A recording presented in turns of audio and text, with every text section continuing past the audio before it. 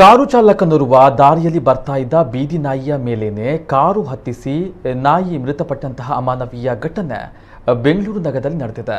April 19ರಂದು ಈ ಘಟನೆ ಸಂಭವಿಸಿದ್ದು. ನಾಯಿ ಮೇಲಿನಿಂದಲೇ ಕಾರು ಹತ್ತಿಸುವ ದೃಶ್ಯ ಸಿಸಿಟಿವಿಯಲ್ಲಿ ಸೆರೆಯಾಗಿದೆ. ಕಾರು ಚಾಲಕನ ನಿರ್ಲಕ್ಷ್ಯ ಹಾಗೂ ಅಮಾನವೀಯ ನಡವಳಿಕೆಯಿಂದ ಬೀದಿ ನಾಯಿ ವಿಲವಿಲ ಒದ್ದಾಡಿ ಮೃತಪಟ್ಟಿದ್ದನ್ನು ಗಮನಿಸಿದ ಸ್ಥಳೀಯರು ಜ್ಞಾನಭಾರತಿ ಪೊಲೀಸ್ ಠಾಣೆಗೆ ದೂರನ್ನು ನೀಡಿದರು. ಇನ್ನು ಠಾಣೆಯಲ್ಲಿ ಕೂಡ ಮೊದಲ ದೂರನ್ನು ಸ್ವೀಕರಿಸಲು ಒಪ್ಪಲಿಲ್ಲ. ತದನಂತರ ಕೆಲವರ ಸಹಾಯದಿಂದ ಪ್ರಕರಣವನ್ನು ದಾಖಲು ಮಾಡಲಾಗಿದೆ. ಘಟನೆಯ ಹಿನ್ನೆಲೆ ಪೊಲೀಸರು ಎಫ್ಐಆರ್ ಅನ್ನು ದಾಖಲಿಸಿ ಕಾರಿಗಾಗಿ ಹುಡುಕಾಟವನ್ನು ನಡೆಸ್ತಾ ಇದ್ದಾರೆ.